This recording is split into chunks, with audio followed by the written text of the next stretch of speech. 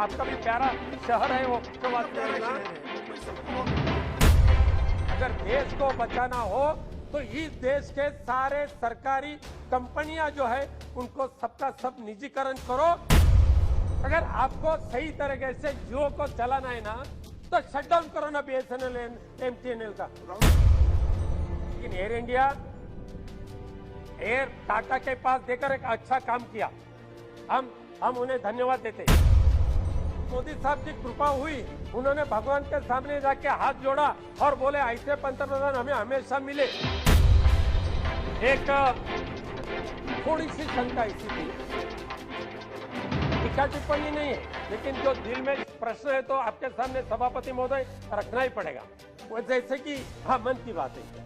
तो बीच में ऐसा हो रहा था कि जहां भारतीय जनता पार्टी की सरकार है उनको भर भर के दे देना, पूरा खाली करके दे देते थे, और जहां भारतीय जनता पार्टी की सरकार नहीं है वहां कंजूसी क्यों कर रहे थे। सभापति महोदय, उत्तर प्रदेश में 11,28,40,727 डोसेज दी गई। टोटल डोसेज बता दो, टोटल डोसेज हुआ 16,38,12,323।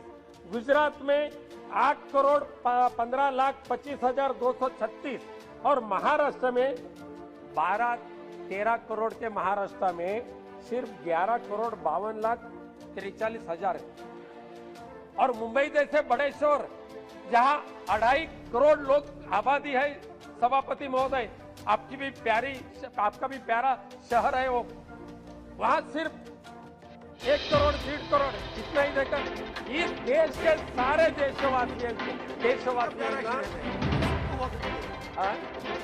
सबको बहुत प्रिय है। नहीं, गुजरात की संख्या कम है ना प्रज्वल जी।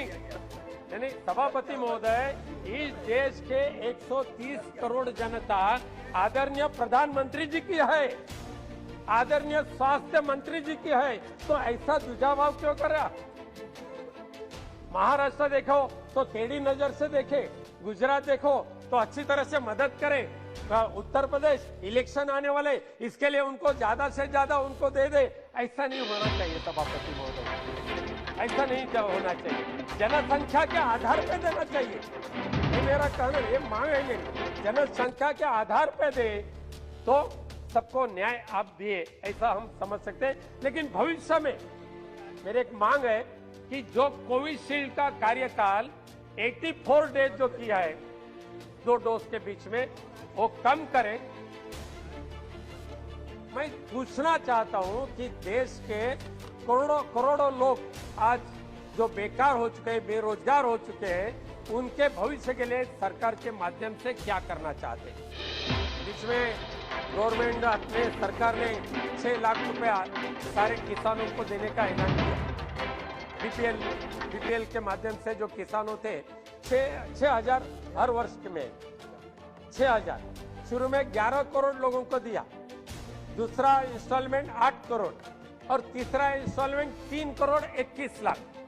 और सभापति महोदय, आपके क्षेत्र में भी डेफिनेटली वैसा होता होगा, लेकिन मैं जिस एरिया से आता हूं सिंधुदुर्ग रत्नागिरी से, वहां गवर्नमेंट के ऑफिसर ने जिन्हें ये 6,000 मिला था उनको नोटिस भेजना शुरू किया, तुरंत 6,000 जमा करो नहीं तो जब्त करेंगे आपकी संपत्ति।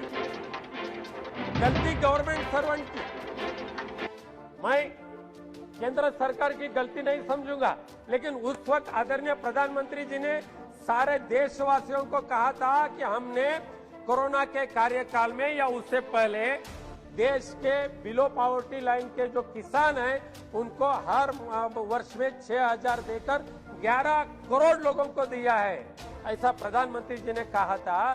लेकिन जिस 11 करोड़ लोगों को दिया था उनमें से 8 करोड़ लोगों से पैसा वापस लेने का काम केंद्र सरकार के आदेश से अभी हो रहा है। बैंक में पैसा न मांगते हुए जमा हुआ, उनका मांगा नहीं, लेकिन उनको मिला, ठीक है, मोदी साहब की कृपा हुई, उन्होंने भगवान के सामने जाके हाथ जोड़ा और बोले ऐसे पंतप्रधान हमें हमेशा मिले। लेकिन जब उनको नोटिस मिला तो वापिस करो 6,000, तब भगवान के पास जाकर बोले अब ऐसा कैसा हो चुका कि मोदी साहब की कृपा होने के बावजूद भी ऐसी हो कृपा किसके माध्यम से हुई। और उन्होंने साहब एक मुसीबत उनके ऊपर आई और 8 करोड़ लोगों के पास से 6-6 हजार रुपया वसूल करने का काम केंद्र सरकार के माध्यम से हुआ। अरे मुझे सभापति महोदय समझ में नहीं आया, कोरोना से मुक्ति पाने के लिए हम प्रार्थना करते थे, लेकिन इस देश में जो सरकारी कंपनियां थी, गवर्नमेंट जो यूनिट थे, वो सारे के सारे बेचो। ये कोरोना ने कहां कहा सभापति महोदय? एयर इंडिया बेचने के लिए कहां कहा? ठीक है, लेकिन एयर इंडिया एयर टाटा के पास देकर एक अच्छा काम किया, हम उन्हें धन्यवाद देते। आदरणीय प्रधानमंत्री जी को मैं धन्यवाद देता हूं। मैं अरविंद सावंत जी, हम दोनों वहां यूनियन के काम देखते हैं, हम बधाई करते हैं, उनको धन्यवाद देते हैं। एयर इंडिया टाटा के पास देने के बाद उसकी स्थिति जरूर सुधरेगी, लेकिन क्या आवश्यकता थी कि बीपीसीएल का निजीकरण करने के लिए? क्या आवश्यकता थी एमटीएनएल बीएसएनएल को कंगाल बनाने की? सभापति महोदय, आपके मतदान क्षेत्र में हो या मेरे मतदान क्षेत्र में, आज बीएसएनएल एमटीएनएल है क्या जिंदा? सारे गवर्नमेंट की योजना है, कोविड वो वेंटिलेटर पे है।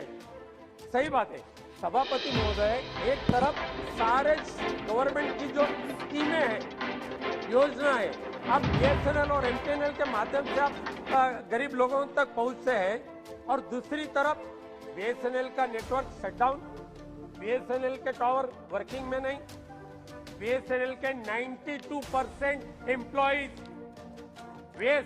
वीआरएस दे चुके, कंगाल बना दिया। अगर आपको सही तरीके से जियो को चलाना है ना, तो शटडाउन करो ना बीएसएनएल एमटीएनएल का। आधा घंटा बोल दे, जाहिर बोल दीजिए, हमारा जियो है।